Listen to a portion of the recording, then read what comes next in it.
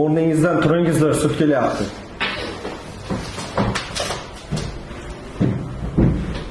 Marhamat, o'tiringizlar.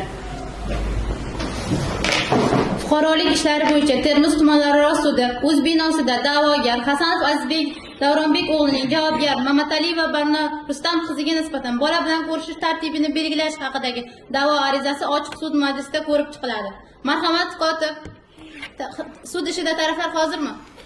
Sud majlisida taraflar hozir. Da'vogar Hasanov Azizbek Davronbek o'g'li, da'vogarning advokati Mahsumov Jamshid Azamat o'g'li, javobgar Mamatali va Barno Rustam qizi, Termiz shahar inson huquqlari ijtimoiy himoya milliy markazini bosh mutaxassisi Rahmatullayeva Sadoqat O'rol qizi.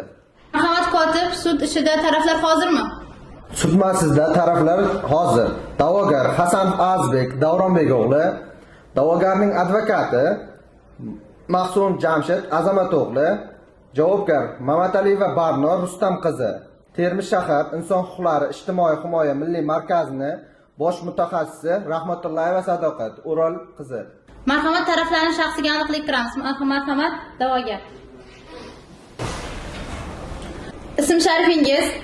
Hasanov Azizbek Davronbek o'g'li. Millatingiz? O'zbek. Tug'ilgan yil hamda sanangiz? 2000-yil 10-yanvar kuni tug'ilganman. O'qiysiz, ishlaysiz? Yakka tartibdagi tadbirkorlik faoliyati bilan shug'ullanaman. Yashash manzilingiz? Termiz shahar Alpomish mahallasi 15-uyda yashayman. Oilaviy sharoitingiz? Uylanganman, bir nafar farzandim bor. Da'vogarning shaxsiga oid savollar bormi javobgarda? Yo'q. Marhamat, o'tiring. Marhamat, javobgar. Ism-sharifingiz? Mamatali va Barno Rustam qizi. Tug'ilgan yil hamda sanangiz? 2002-yil 24-yanvar. Millatingiz? O'zbek. O'qiysiz, ishlaysiz? Hozirda Adolat advokatlik firmasida advokatlik faoliyatini amalga oshiraman. Oilaviy sharoitingiz? Turmushga chiqqanman, bir nafar o'g'il farzandim. Yashash manzilingiz? Hozirda Muzrabot tuman Shafov mahallasi 3-uyda istiqomat qilaman. Da'vogarda javobgarning shaxsiga oid savollar bormi? Yo'q. Yaxshi, o'tiring. Marhamat, inson huquqlari ijtimoiy himoya qilish milliy markazi boshqarmasi xodimi. O'zingizni tanishtiring. Men Rahmatullayeva Sadoqat, Termiz shahar inson huquqlarini himoya qilish milliy markazi bosh mutaxassisiman. 1995-yilda tug'ilganman. Ma'lumotim oliy, millatim o'zbek. Hozirgi kunda Termiz shahar Alpomish mahallasida istiqomat qilaman. Taraflarda xodimga nisbatan savollar yo'qmi? Yo'q. Yaxshi. Marhamat, da'vogarning advokati. O'zingizni tanishtiring sudga. Men Mahsumov Jamshid Azamat o'g'li 1999-yil Denov tumanida tug'ilganman. Hozirgi kunda Qomus advokat firmasi advokat faoliyati bilan shug'ullanmoqdaman. Yaxshi, o'tiring. Sud tarkibini e'lon qilaman. Sud mazkur fuqarolik ishi bo'yicha raisligida O'chiroz Muratova, sud yordamchisi Chutboyev Suhrob ishtirok etadi. Sud tarkibiga raddiyalar bormi? Yo'q. Taraflar savollarga eshitilarli va aniq javob berishingiz so'raladi, chunki har bir berilgan savol va unga bergan javobingiz sud majlisi bayonnomasiga kiritib boriladi. Protsessual huquq va majburiyatlaringizni tushuntirib o'taman. Taraflar sud majlisi hujjatlari bilan tanishish, dalillarni tekshirishda ishtirok etish, dalillarga qo'shimchalar kiritish, sudga iltimosnoma, raddiya, talabnomalar bilan murojaat etish, sudga og'zaki va yozma tushuntirishlar berish, shuningdek, sud hujjatlari ustidan qonunda belgilangan tartib va muddatda shikoyat qilish huquqiga egasiz. Qolaversa, mazkur fuqarolik ishini kelishuv va mediativ kelishuv bilan yakunlash huquqiga egasiz. Majburiyatingiz yuqorida tushuntirib o'tilgan protsessual huquqlaringizdan vijdonli ravishda foydalanishingiz, raislik etuvchining farmoyishlariga bo'ysungan holda talab va qoidalarga amal qilishingiz so'raladi. Huquq va majburiyatlaringiz tushunarlimi? Tushunarli. Yaxshi. Mazkur fuqarolik ishi bo'yicha da'vogar Hasanov Azizbek Davronbek o'g'li, javobgar Mamatali va Barno Rustam qiziga nisbatan bola bilan ko'rish tartibini belgilash to'g'risida ariza bilan murojaat qilganlar. Arizaga har ikkala tarafning shaxsini tasdiqlovchi hujjatlar, bolaning tug'ilganligi haqidagi guvohnomasi, mahalla fuqarolar yig'inidan dalolatnoma hamda nikoh guvohnomasi ilova qilingan holda ariza kiritganlar. Marhamat, da'vogar, da'vo talabingizni qo'llab-quvvatlaysizmi? Ha, qo'llab-quvvatlayman. Mazkur fuqarolik da'voingiz bo'yicha sudga tushuntirish bering. Javobgar Mamataliyeva Barnur Rustam qizi bilan 2020-yil 10-dekabr kuni qonuniy nikohdan o'tganmiz. Birgalikdagi turmushimizdan bir nafar farzandimiz bor. Farzandim 2021-yil 1-noyabr kuni tug'ilgan. Hozirda farzandim javobgar bilan birga yashaydi. Ayolim bilan alohida yashab boshlaganimizdan beri farzandim ko'rish uchun borib turardim. Ammo oxirgi 5 oy davomida farzandimni menga ko'rsatishmayapti. Oxirgi 1 yil davomida men farzandimga ta'minot berib turdim. Xo'sh, sizga da'vogar savolim. Da'vogar, farzandingizni ko'rishga qachon qayerga bordingiz? Farzandimni ko'rish uchun ayolimning uyiga va farzandim boradigan xususiy bog'chaga borganman. Yaxshi. Qonuniy nikohdasizlar, to'g'rimi? Ajrashmagansizlar. Javobgar bilan. Yo'q, hozirda biz qonuniy nikohdamiz. Nikohdasizlar. Ajrashmagansizlar ham. Ajrashmaganmiz. Ajrashmagansizlar. Boshqa ayol bilan oilaviy munosabatlarga kirishganmisiz? Yo'q, boshqa ayol bilan oilaviy munosabatlarga kirishmaganman. Yaxshi. Javobgarda da'vogarga nisbatan savollar bormi? Yo'q. Yaxshi, marhamat o'tiring. Javobgarning advokati, marhamat ish bo'yicha tushuntirish bering sudga. Hurmatli sud, men da'vogarning vakili sifatida quyidagilarni sudga havola qilaman. Avvalo, O'zbekiston Respublikasi Oila kodeksining 76-moddasiga binoan boladan alohida yashayotgan ota-ona bola bilan ko'rishish, uni tarbiyasida ishtirok etish huquqiga ega. Ish materiallari ko'rishicha, da'vogar ona bir necha oy davomida otaga bola haqida ma'lumot bermagan, yashash manzilini bir necha bor o'zgartirgan, telefonlarni bloklagan. Ushbu harakat nafaqat Oila kodeksining 71-76-moddalariga zid, balki ota va bola o'rtasidagi tibbiy ruhiy bog'lanishni uzishga qaratilgan bo'lib, bolaning manfaatlari ham mutlaqo mos emas. Yaxshi. Qo'shimchalaringiz yo'qmi? Yo'q. Marhamat o'tiring. Javobgarda da'vogarning advokatiga savollar yo'qmi? Yo'q. Yaxshi. Marhamat javobgar. Da'vo talabini tan olasizmi? Da'vo talabini qisman tan olaman. Ish bo'yicha sudga tushuntirish bering. Men da'vogar Hasanov Azizbek bilan oilaviy kelishmovchiliklarimiz sababli 2025-yil fevral oyidan beri alohida yashaymiz. Boshida men farzandimni otasi bilan ko'rishga hech qanday to'sqinlik qilganim yo'q. Uning o'zi bilan otasi farzandini o'zi bilan olib ketishga ham hech qanday qarshilik ko'rsatganim yo'q. Ammo shunga qaramasdan oxirgi 2 safarda meni farzandimni hech qanday ogohlantirishlarsiz, hech qanday kelishuvlarsiz bolani qachon qaytarish haqida menga axborot bermagan holda bog'chadan olib ketgan. Men bunday holatda albatta sarosimaga tushishim aniq, xavotir olishim tabiiy holat. Bundan tashqari, aynan bolamni o'sha farzandimni otasi olib ketganligi yoki ketmaganligini aniqlash maqsadida da'vogarga bir necha marta qo'ng'iroq qildim hamda boshqa vositalar orqali ulanishga harakat qildim. Ammo da'vogar mening qo'ng'iroqlarimni, boshqa harakatlarimni e'tiborsiz qoldirdi. Bundan tashqari, farzandim otasi bilan ko'rishib kelgandan so'ng uning ruhiyatida ma'lum bir o'zgarishlar yuz bera boshladi. Ya'ni mendan qo'rqish yoki bo'lmasa menga nisbatan ishonchsizlik, menga nisbatan cho'chish, o'zini mendan olib qochish kabi holatlar yuz bera boshladi. Bundan tashqari nutqida ham ma'lum bir haqoratli so'zlar paydo bo'la boshladi. Yuqorida keltirilgan holatlardan kelib chiqqan holda men farzandimni psixologik himoyasi, sog'lom ruhda voyaga yetish uchun bolani otasi bilan ko'rishishni taqiqlashga majbur bo'ldim. Ko'rishni taqiqlashga asosiy sababingiz ruhiy rivojlanishi bolangizni, to'g'rimi? To'g'ri. Sizga savol, javobgar.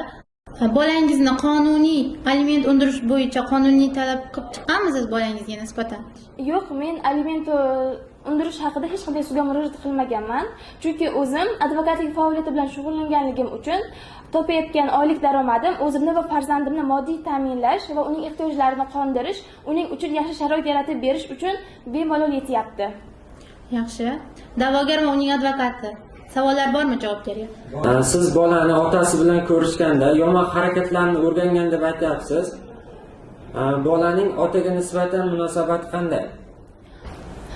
Meni farzandim bilan otasi o'rtasidagi munosabatlar o'rtacha, juda yaxshi deb ayta olmayman. Chunki biz bir oila bo'lib yashagan vaqtimizda ham turmush o'rtog'im ish yuzasidan bir necha marta qo'shni mamlakatlarga o'tishga, haftasiga kamida ko'pi bilan 3 yoki 4 kun uyda bo'lardi. Shunda ham turmush o'rtog'im juda kech kelardi. Bu paytda farzandim allaqachon uyquga yotgan bo'lardi. Ertalab farzandim uyg'onguniga qadar esa turmush o'rtog'im ishga chiqib ketgan bo'lardi. Bundan tashqari yana shuni aytishim mumkinki, 1 yildan beri turmush o'rtog'im bilan yashamayotganimizdan beri farzandim biror marta o'zini otasi bilan ko'rishish istagini, otasini sog'inganligini, otasini otasi haqida biror og'iz so'ramagan. Yana savollaringiz bormi, advokat? Oila munosabatlarda mijozim Hasanov Azizbek bilan o'rtalaringizda har xil janjallar bo'lganmi?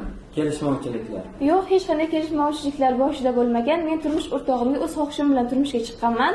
Boshida yaxshi hayot kechirib edik, ammo vaqt o'tishi bilan turmush o'rtog'im faqatgina ish bilan bo'lib qolib, oilaga e'tibor qaratmay qo'ydilar.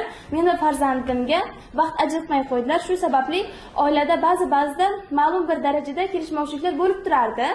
Ammo oxirgi kelishmovchilik sal qattiqroq bo'ldi. Ya'ni o'rtadagi kelishmovchilik natijasi turmush o'rtog'im meni tarsaki tushirdi.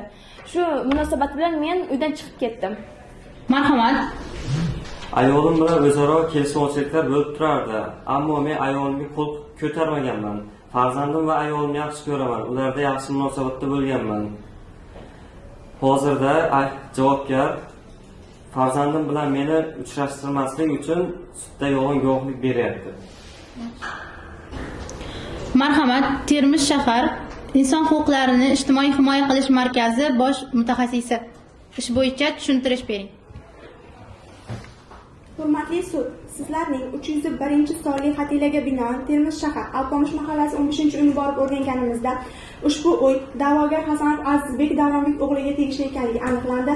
Uyning kattaligi 6 sotixlik hovli bo'lib, 5 ta xonadan iborat.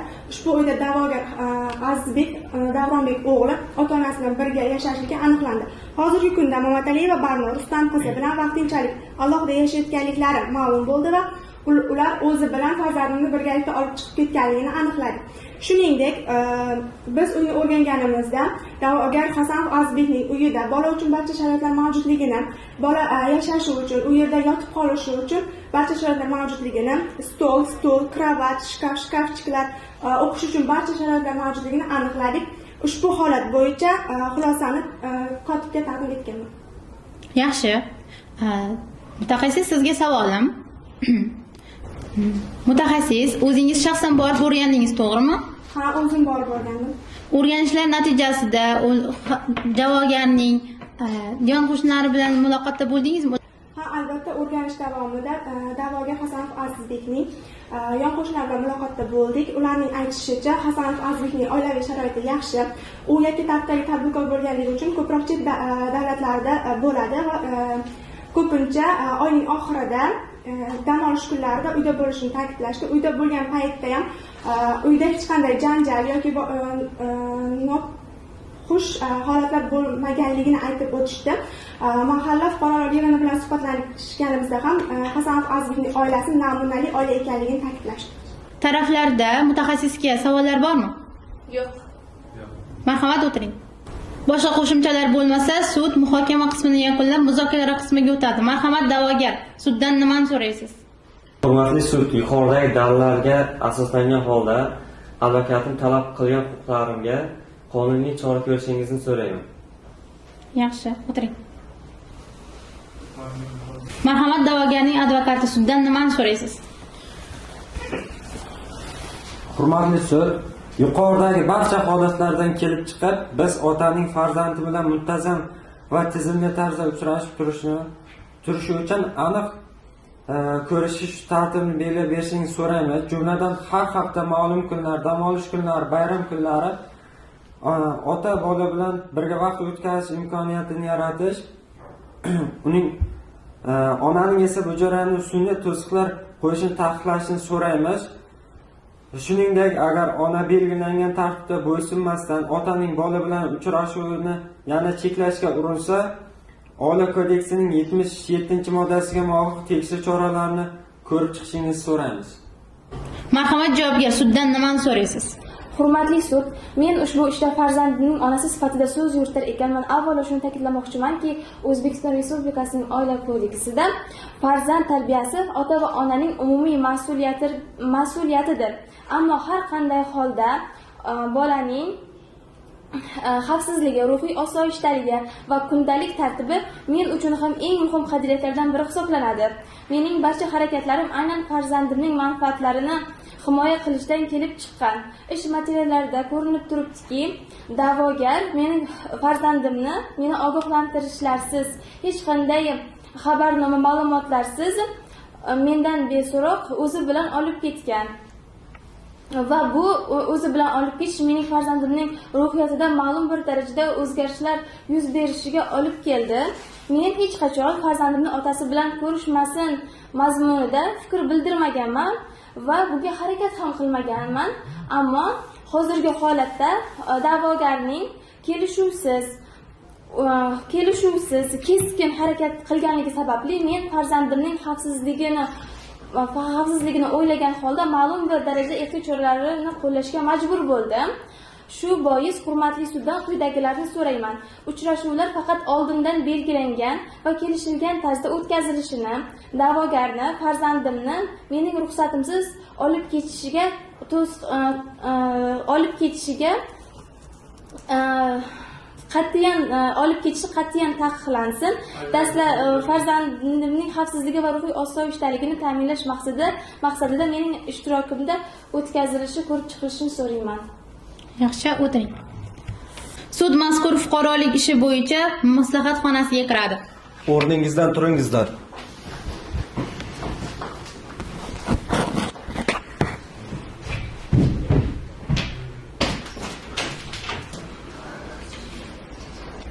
O'rningizdan turingizlar.